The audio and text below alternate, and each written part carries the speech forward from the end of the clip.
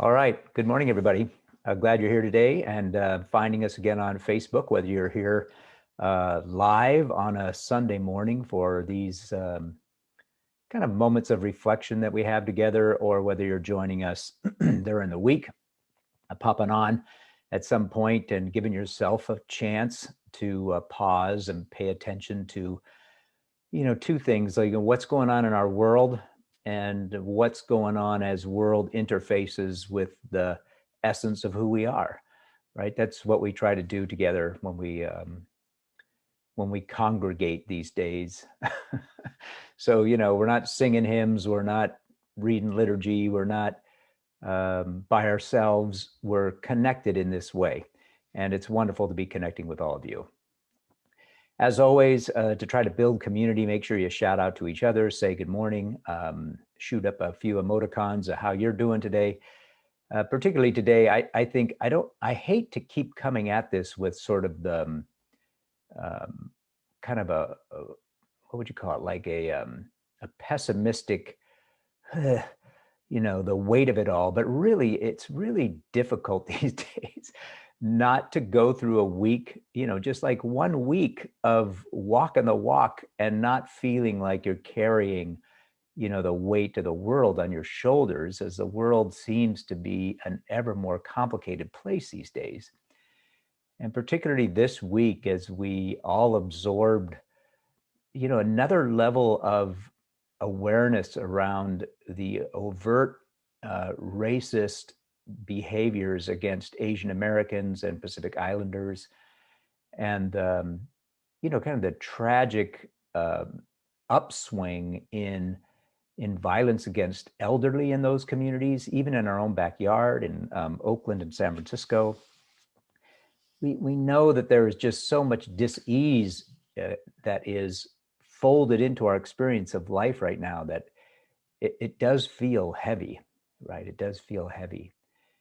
And I want to do a couple things today. One is just to acknowledge that in some way, to just spend a moment allowing you to feel, whatever kind of the weight is that you carry. And no matter what situation you're at in life, could be stuff around your vocation, relationships, personal life, loneliness, health matters, longings that you have that you can't seem to manifest. There's all these things that we're all navigating. We need to at least acknowledge them and claim them. But at the same time, as we've been talking about, as we come together week after week, we want to also be those who are collaborating with a new kind of future, to not go back to the normal, the way things were, but to find a new normal together, to find a new way forward. And so today I also want to explore not only acknowledging the weightiness of everything that we're dealing with, which I do think is real, but also, where can we look to find indicators for the indicators or the clues as to what does that new normal, what might that new normal look like? And I think we know what it is. I don't think it's any big surprise. I think it's baked into who we are at some level, and yet we just can't seem to realize it. Can we realize it more fully? So that's where I want to head today. So welcome. I'm glad you're a part of this. I need the time too to pause and be present for it.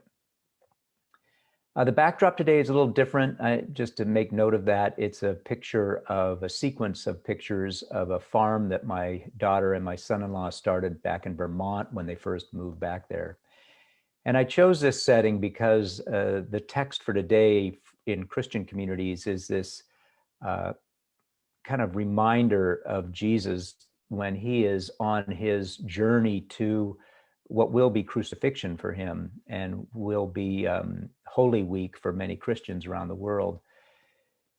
And at the beginning of that walk, that week that leads him to his own death in Rome, in the Roman Empire, he reminds us that unless a seed falls into the ground, it remains alone. But if it can fall into the ground and in some ways rebirth itself, rise up in a new way, it becomes nourishment. Right? It's no longer seed with potential, it is nourishment. This idea of being planted in soil so that you might arise again as nourishment for the world, I think is a metaphor that's both embodied in the pictures behind me, and it is, I think, a helpful reminder in this season about how do we immerse ourselves or plant ourselves in the soil of our time, so that we're not just isolated harbingers of potentiality, but we're actually planted in a way that allows us to be nourishment for the new way forward. So hopefully that's where we're going to go together today.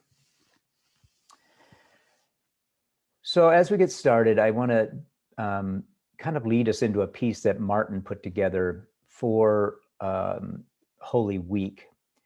And it's a musical piece called Dia de la Rosa, which is the walk that Jesus took from trial to crucifixion. And it becomes a ritualized walk now today as a reminder that we all, in a sense, take that walk of life carrying on our shoulders the weight of the world.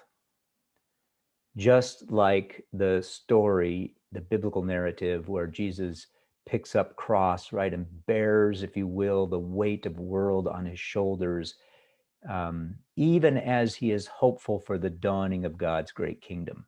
That's the image in this song.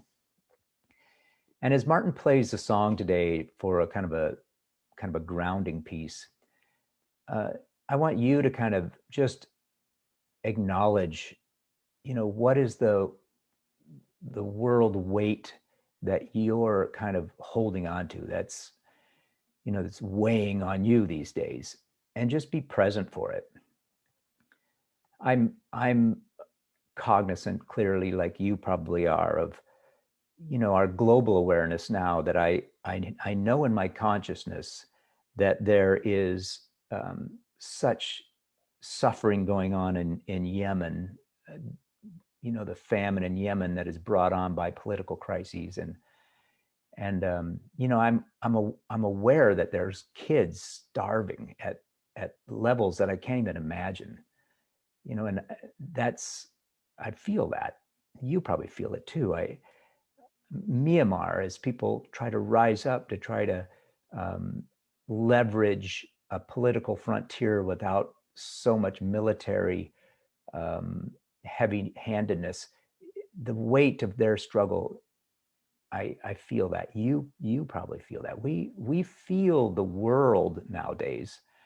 The environmental crisis, clearly, I feel that every day. You probably feel that. And then this week, the emerging awareness of the growing levels of reports of violence against older Asian peoples, right? In Chinatown, a 91-year-old man, shoved to the ground, an act of violence against someone of that cultural background. In San Francisco, an 84-year-old Thai man pushed and killed, lost his life. In New York City, 61-year-old Filipino man slashed from ear to ear. Violence over and over again. In Oakland, an Asian woman, 70 years old, assaulted, robbed. What is going on? What is going on in our world? Why are we so acting out in such violent ways towards one another? Is there just so much stress in the system that we're demonizing each other rather than standing in solidarity? These are all the issues that weigh, I think, heavy on our souls and in our minds and in our hearts. And then to see the murders in Georgia, it just was like too much this week. And all of our hearts go out to the Asian and Pacific Island communities that are just like fearing going out in functioning in their everyday lives. These are the weights we carry. So today I'm going to invite you to just reflect on that as I kind of open with Martin's music piece rather than closing with it, and just allow his music for a moment to kind of hold that energy, and then out from that energy to ask the question, in our religious traditions, and particularly in the Christian tradition, is there a path, a journey, some footsteps that we might align with that might guide us into a different way of imagining life together? I can only hope so, and I hope we can find our way to that today. So I'm going to invite you to just kind of sit back and allow this music, the gift of music that Martin brings, to kind of let you center today and just ponder for a few minutes, all that is bearing on you these days.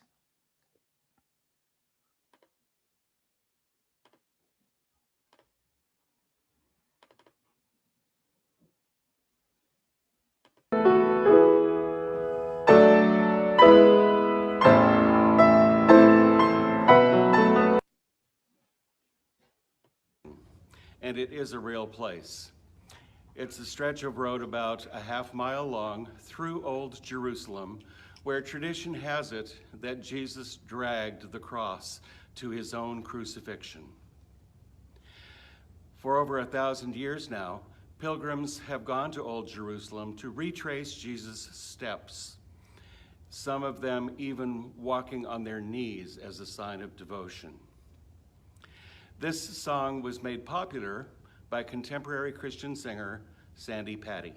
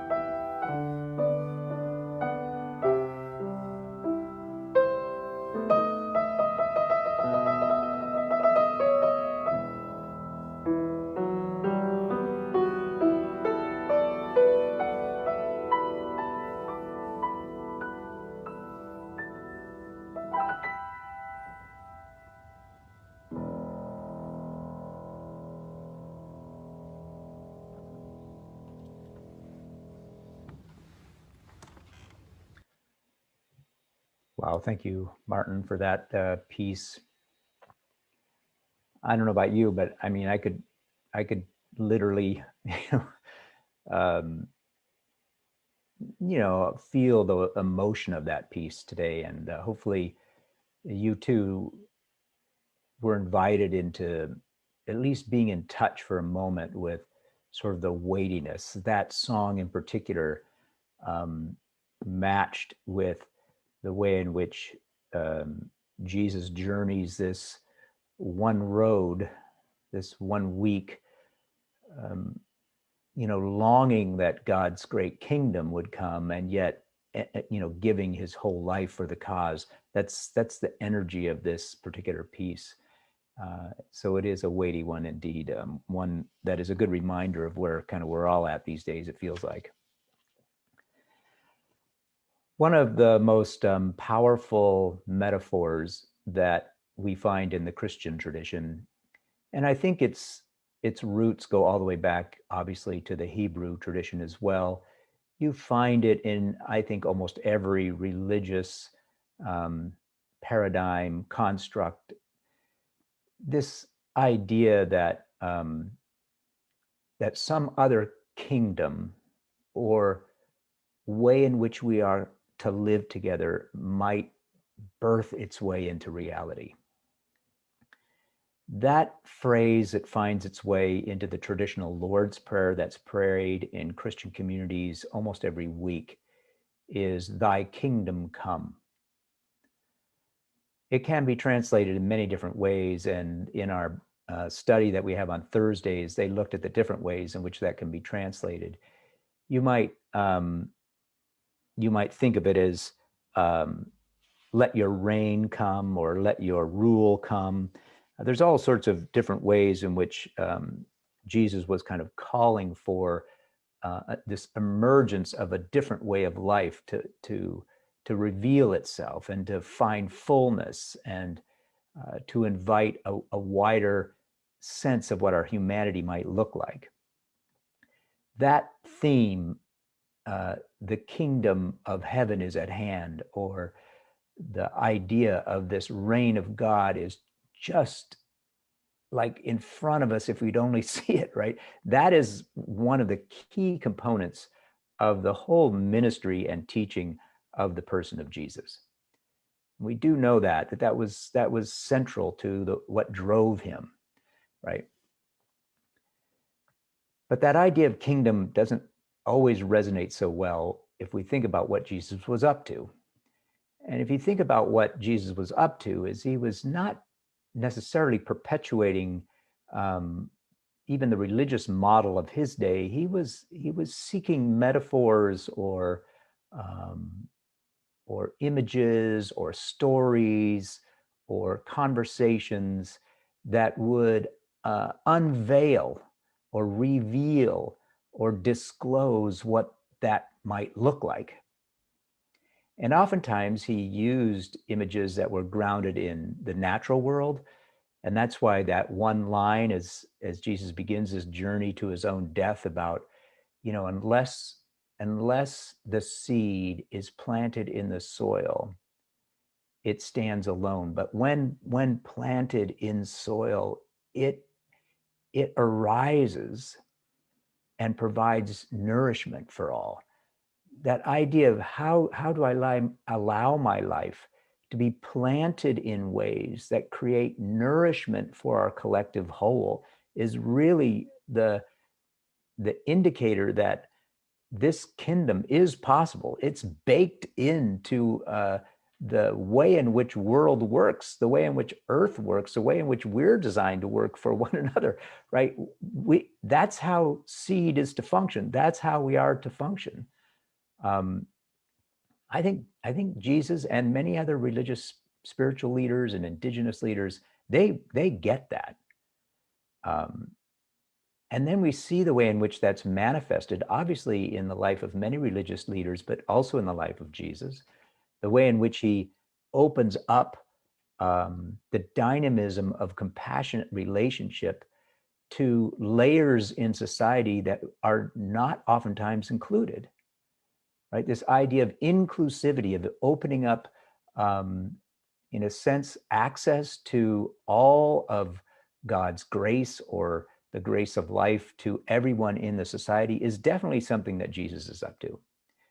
We see it in the way in which he engages women through the Gospels, and the way in which women, which didn't, traditionally did not play a dominant role in the cultural context of the day, are lifted up in all of the gospel writers, right? They're key players in that story, literally to the point where they're the ones who are the first witnesses, the early disciples of this Easter moment are women. Children were not seen as having any value in society, but Jesus frames kingdom around the idea of what it means to be child and invites child into the circle. Those who are unclean or outside of the religious system of the day, there again, this idea of massive inclusivity. What does that look like? How are we all in this together? It runs deep in the heart of Jesus' idea of what kingdom is all about. So there are some feminist scholars that have used a term that I think captures more fully this idea of let your kingdom come. And I've used it from time to time, but I'm going to invite you to think about it as well, just as another option. And I invite you to use it kind of like I did when last week, I think it was last week, where I said, don't say I want to get back to normal. Don't use that phrase. That's a bad idea. You want to explore a new normal, or you're ready for some new way of life together. The same with kingdom. I think moving beyond kingdom to the idea that was birthed in the feminist theological movement of kingdom much more fully captures what was the actual longing and the work that Jesus was actually doing. If you're a Christian, what you're really longing for is this capacity for an open kinship with all of life, not just the neighbor, but all of life, right? The whole biosphere collaborates in this massive kinship. I am so much kin to the oak tree in my backyard as I am to you, and you are kin to the squirrels in your backyard or whatever's going on there, right? There is this kinship that is at the heart of who we are.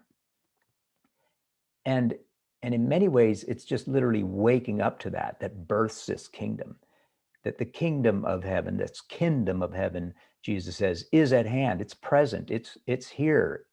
How can we live into it? Why do we struggle so much to live into it?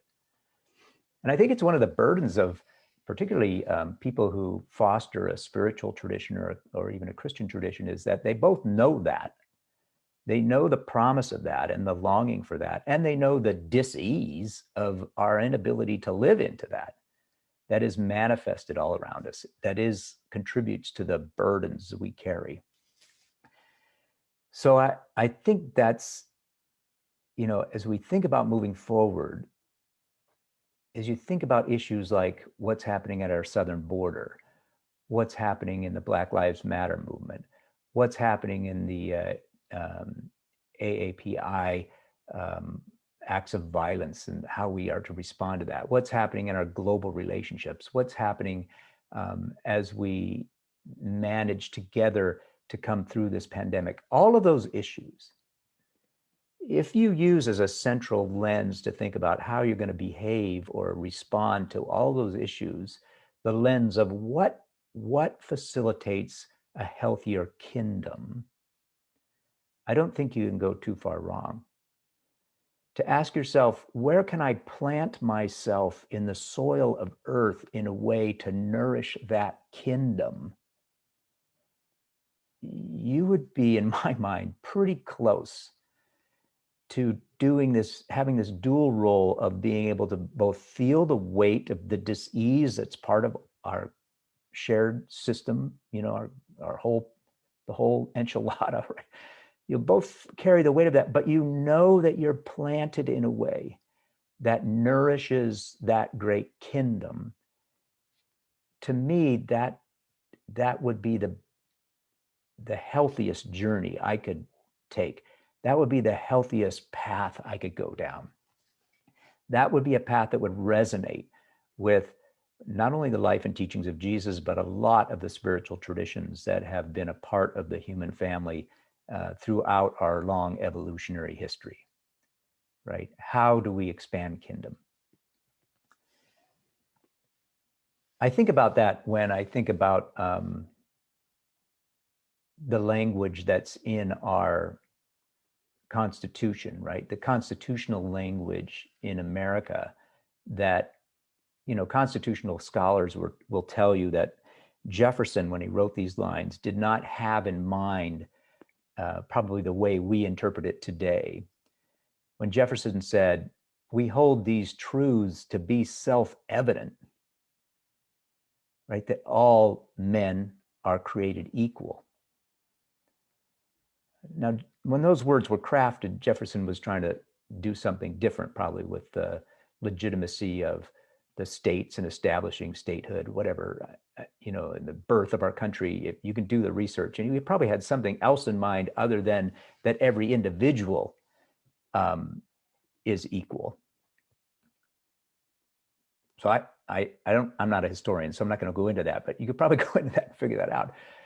But I think more importantly, what happened is that language, even though it might have been intended for another purpose at the crafting of the Constitution, that language taps in to what we're talking about today. It taps into the imagination of what we all know to be true, right? That all of life should be held in harmony, in balance.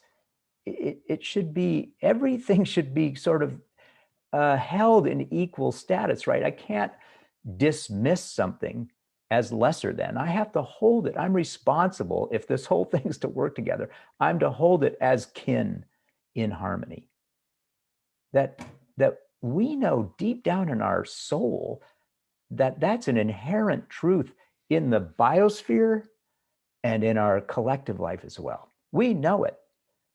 And that's what's so ironic about it. It's baked into who we are, I think. You saw that same language spark, I think, when Senator Reverend Warnock, who spoke on the floor of the Senate recently, said these words, and one of our Bible study folks noted it the other day. He said, a vote is a kind of a prayer about the world. Do you hear the way in which Warnock is using this kind of secular issue, like a vote, and then weaving in this sort of sacred idea of prayer and putting the two together? They dance together because there's something that resonates about the capacity to have voice, that every voice should be counted, that all humanity is created equal, that all of life should be held in equity, in an equitable fashion, or in a harmonious fashion, that should be the norm, right? That's a kind of a prayer. This last week, we asked people within the Thursday group to think about what kingdom meant to them. And some of the responses I thought were quite powerful, but what I did note in their responses was how each one of them did not project kingdom as this idea of an afterlife, that the whole point, or the point of the journey, is to preserve my soul for an afterlife, but it's really about how we live our lives together. One person noted it this way, that each of us are called to create our own kingdom or kingdom, so that what I do, what I say, and who I am creates this kingdom around me, right? Creates this collective kingdom for us all. So imagining yourself planting your potential in soil that becomes nourishment for kingdom is at the heart of what it means to be a faithful person today. That resonates with that definition. Another person reflected on this capacity of kingdom to invite them to turn inward and to pay attention to what's being asked of them. How do I participate in this great kingdom unfolding? Another person blended together the idea of longing for justice out from a compassionate viewpoint. So justice is not some sort of utilitarian functionality, but justice that's birthed from compassion itself. And that kingdom might be the coming together of a compassionate expression of justice in the world. Phenomenal. One other person thought about this capacity to listen to others, that to be able to listen and hear, to be able to allow the other person's story as an equal maybe to sink into your own, provides a way forward to create that kingdom or kingdom. Over and over again, I think we hold these truths to be self-evident, that kingdom is possible, right? How do we give ourselves to that great kingdom moving forward? That to me is the challenge in front of us, despite all of the weight that we carry. So today, hopefully, let me look at the clock. Yes, it's time. Dan, you're always talking too long. So today, I guess I'm just inviting you to do two things. One, to not stick your head in the sand and say, I'm just going to ignore all the craziness that's going on around me, but to actually be able to have the capacity, like Martin's song did today, to be able to hold the weight. Like this Holy Week that's coming up for Christians, to be able to feel the weight of the world on your shoulders is in fact part of the reality of what it means to be human. And that weight has become ever more international, ever more global, ever more cosmic in our time. That's heavy, but it's also valuable to know that you are able to hold on to that. And then to have enough clarity to be able to take the small seed that is your life and let it be a kind of a prayer on behalf of the world, right? A prayer that is planted in soil so that it dissolves in a way that provides nourishment for this great kingdom is really the spiritual journey. And it's the journey you and I will continue to share in this format and at some point when we come together again physically. How do we find our way into that? All right. Okay, that's probably enough reflections for today. Thanks for being a part of the conversation. It's always kind of nerve-wracking for me to think about pausing on a Sunday morning and spending time with this, exploration together. But man, it feels like at least it's a stitch in the complex, busy schedule that I have. It stitches my life for a moment into the stuff that I think really matters most. And hopefully you experience it the same way. Okay. Amen. Amen to that. All right. Let me open up for those of you who are following along, who aren't part of our community. We always have a little bit of an announcement time. So I'm going to invite Sam to join us at this point to talk about some of our announcements. And I'm hoping that we might even have one of our teenagers talking to us about a project that's coming up too. So I'm going to shift now and invite a few people to join us at this point.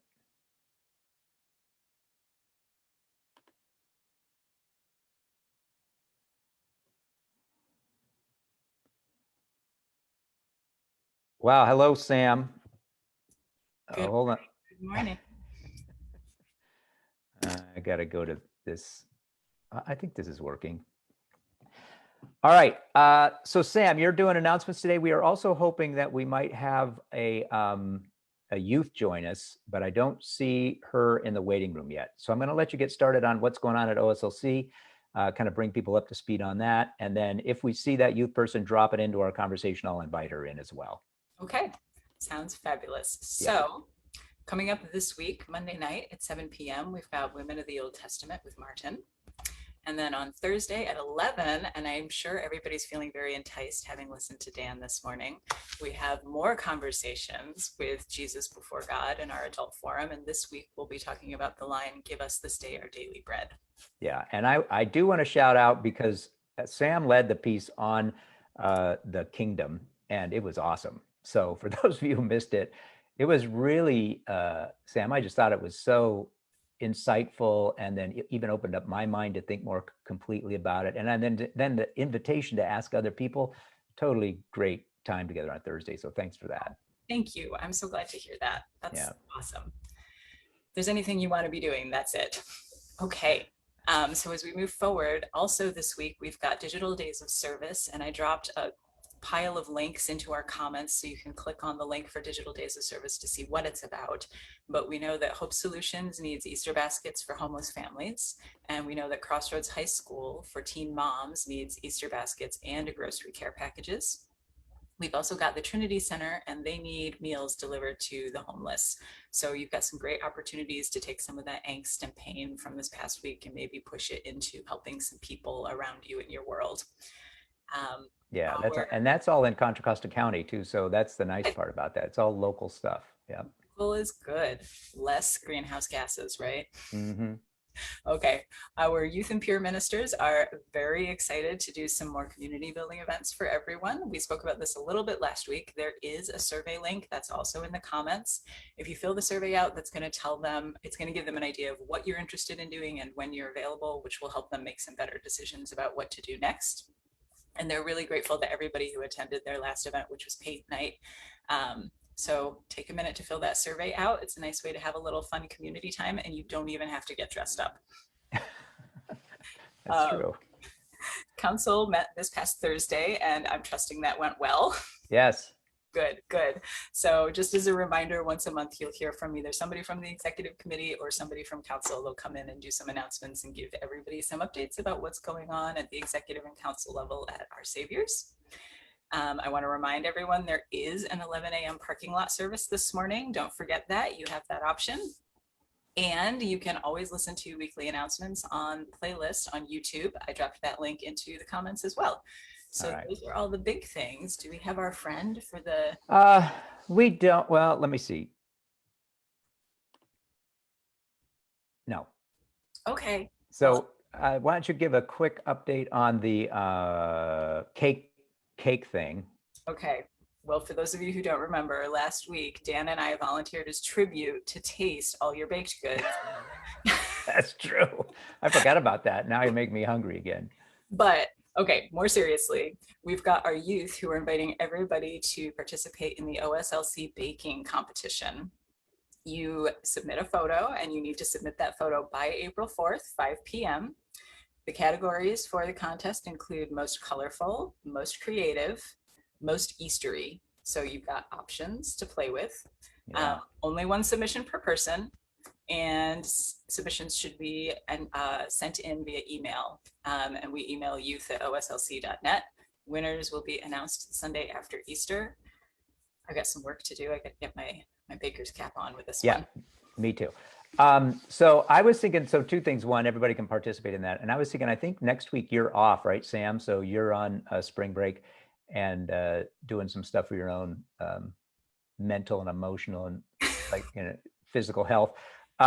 So I think I'm going to reach out, and maybe next week we could get somebody from council to do that report to bring us an update next week, since you're not here to do the announcement time. So that might come in handy at that point. And then just a reminder for everybody, we're going to shift from this format then to our kind of virtual coffee hour. And the best way to get access to that link is to just go to the Our Saviors Lutheran Church website, www.oslc.net, go to the media tab, and under media, you'll see the Sunday morning experiences. And under those experiences are all the little highlights of how to get linked up to all the things that happen on a Sunday morning. And one of them is a virtual coffee hour. So you can just click on the, I think it's the colored link to the virtual coffee hour, and you'll pop into that coffee hour with us, and we'll spend some time kind of thinking about the content for today and just saying hi to each other. So that's going to take place immediately following this. And for those of you who've been a part of today, whether you're live or jumping on sometime during the week, thanks for obviously tuning in. Next Sunday is Palm Sunday. So we'll have Janet Katari with us and it's kind of honor Palm Sunday. And then for Holy Week, I think we're going to have a 7 p.m. Maundy, Thursday thing, 7 p.m. Good Friday thing, and then our standard 9 a.m. on Easter morning. So a lot happening next week as well. And I do believe, Sam, we're going to have a link to the Easter vigil that you're doing with the students at PLTS as well. Yes, I have been hard at work on this Easter Vigil. We have been all over Berkeley and all the way over to Stinson Beach for this Easter Vigil. So wow. All right. Well, I'm looking forward to that. So that'll be linked up too, so people be able to experience, think of yourself like a seminarian and go for that ride of an Easter Vigil. So, all right, Sam, thanks for popping in and doing announcements today. We'll see you all next week, everybody. Bye-bye.